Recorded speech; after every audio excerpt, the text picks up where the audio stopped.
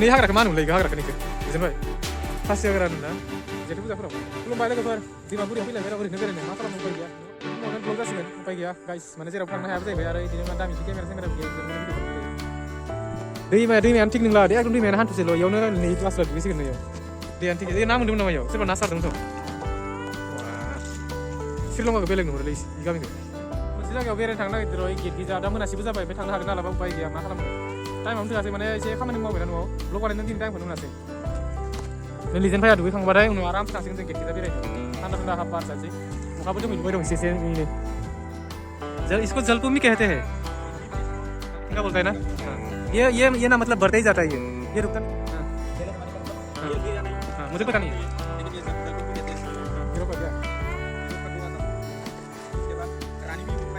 ये जब ये लोग ब्रिटेन से आया था इंडिया में मिथिंगा गाइस नहीं मिथिंगा या माने जोंना ब्लॉगा माला गेजेर हिंदी में जायो बया मोना गाइस माने हिंदी में से स्टोरी खोना खोनाबाय दं मासे जो माने खोना इसको गिफ्ट में दे दिया था क्या ये वाला अबे यार इंडिया में नहीं भाई साहब ये तो इंडिया में नहीं था ये इंडिया में नहीं था क्या वो वाला फूल हाँ अभी तो इसको दिखाई नहीं देगा कि कैमरा ठीक नहीं है मेरा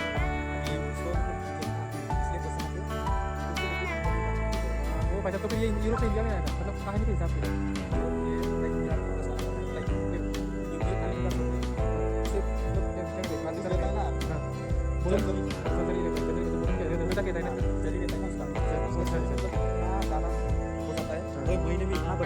भाई साहब ये तो कब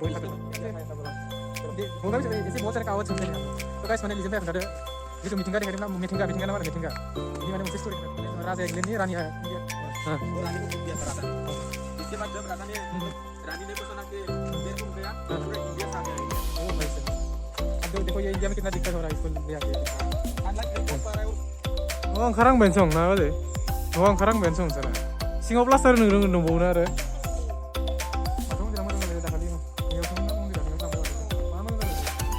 गुवार ओंखारबाय दा मोजां नुबाय स्रां स्रांबो जाबाय गुवारबो जाबाय नंखाया न'आवबो ओंखारसिगोन थाबनो दाना आलुआ बिबार बारनो हमबाय दं मार दङ बिबार बारनो हमबाय आलु बिबार बारनो हमबाय माने थाइबायानो खोमा इनो बेनिफ्राय हा बेखौ थाइबायानो इनो टाइमाव जोंनि खिनियाव लामाया बेफोरबायदि जायो पुरा माने माना हरनोखौलाय बान्दार गैया तो नोंसोर माबा बेरायनो बिराद गामियारि बायदि आथायनो दैबा गासिखौबो सोरबा सेबायना थांलायबाय एकदम गेजेरावनो सोरबा भयना गालांदो बायदि गालांनो हारसिंसो बायदि पात्ता मोनला आरोना मालायखौलाय मा मोननो खालामनो दाथ' जोंबो नुवाखै माने सोरना गालांदो ना हारसिंसो बायना थादो पात्ता मोनला माबायदि गिदिर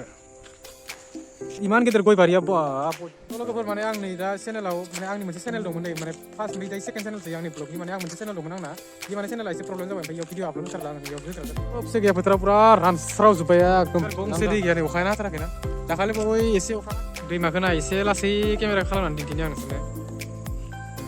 एसे आलादा टाइपनि ओरैबायदि गोसोम पात्ताखौनो मोना बै जरावथ' दैया एसे स्रां स्रां इखिनि जराव नायबासो नै नैखिनियाव आरो एसे ओरैबायदि गोथौनि टार्निं गिदिंनायखिनियाव तामाम ना दं खिन्थु इयाव ना बया दंखायो थ' लोगोफोर थांनोसै इनिफ्राय दैमाखौ एसे नायनो फैदोंमोन नै ओमफ्राय नायबावनो हागोन दैमाखौ एसे माबायदि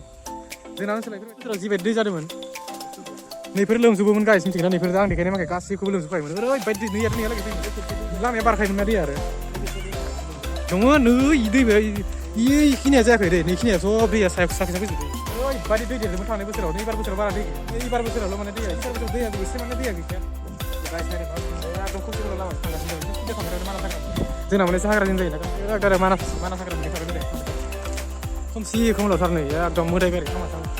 सानैल' मानसिया सानैजों बेरायनो फैदों रावबो गैया न'बो गैया खाथियाव न'बो गैया खाथियाव दै देरनाया एबारसो दै देरदों आरो जानो हागौ उननि टाइमाव अखा हाबानो फैफिनगोन खोमा फैजोबो नै लामायाव एकदम दैया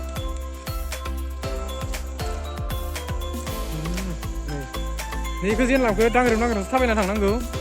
दै जेनलामाव सायावसो दै फैखायो डाइरेक्ट खम दैया एसे एबार बोसोराव अखा गैबाङा बारा खिन्थु उनाव लागै फैनो हागौ नामा अखाया ओमफ्राय दैमाया देरनो हागौ मानो होनबाथाय माने एसे रानस्राव जादों एबार बोसोराव दैया नैखियाव नै दैयानो गैबाङा बारा दैमायानो हान्थुसेबो नंबावा हान्थुसेनि एसे खमबावसो दैया ओरै गेटआबो इयो जोंनि गेटआ इनो आं खाथियाव थांना देखायगोन र' स' लोगोफोरनो गेटआ इनोमोन नै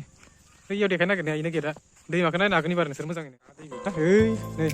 गाइस नै नाय दैमाया माबायदि नुयो मिथिगोन ना गेटनि सानबाय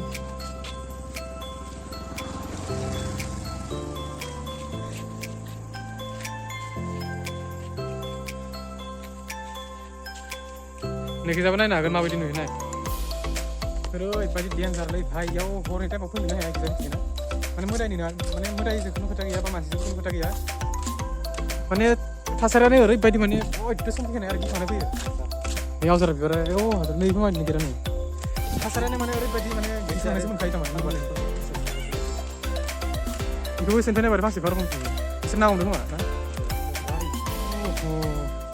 बे मबाइलाव गलांजानो गिनांगौलै एबार मबाइलफोरखौ मिथिगौ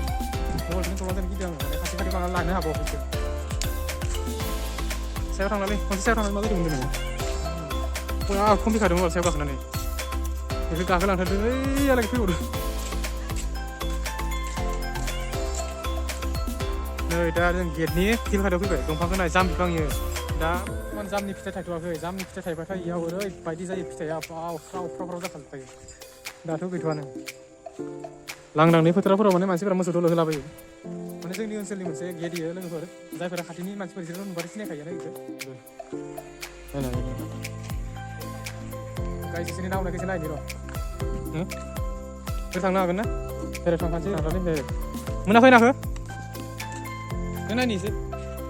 मोनसाबदों सं एसे ना फिसा फिसा मोनदों ना मोनखायो लोगोफोर मिथिगोन ना एकदम जिबायदि दैमायानो दहाय देखायखाबायना नोंसोरनो नाया माने टेनसनानो गैया गाइस इयाव माने मोजां सारबाथाय मोनखायो आरो ना नाखौ बै साइडखिजा फैदोंमोन ओमफ्राय दा थांनाया नै साइडखिजा थांसै थ' भिडिअखौ आं बारा गोलाव खालामला लोगोफोर ओरैबो लामा मोनसे दं जों खिजा फैदो जों ओरैसो फैखादोंमोन नालाय ओमफ्राय दा थांनाया नै जों खिजा थांसिगोन थ' लोगोफोर दिनैनि ब्लगा माने बेखिनियावनो फोजोबनाय जासिगोन आं माने बारा गोबाव खालामना मिथिबायना ओइ नुहरबाय थानाया लामाया जेनलाबा इयो आंना केमेराया बारा मोजां नङा लोगोफोर माने खिजा फैनानै जोङो नेक्स्ट ओंखारबोदो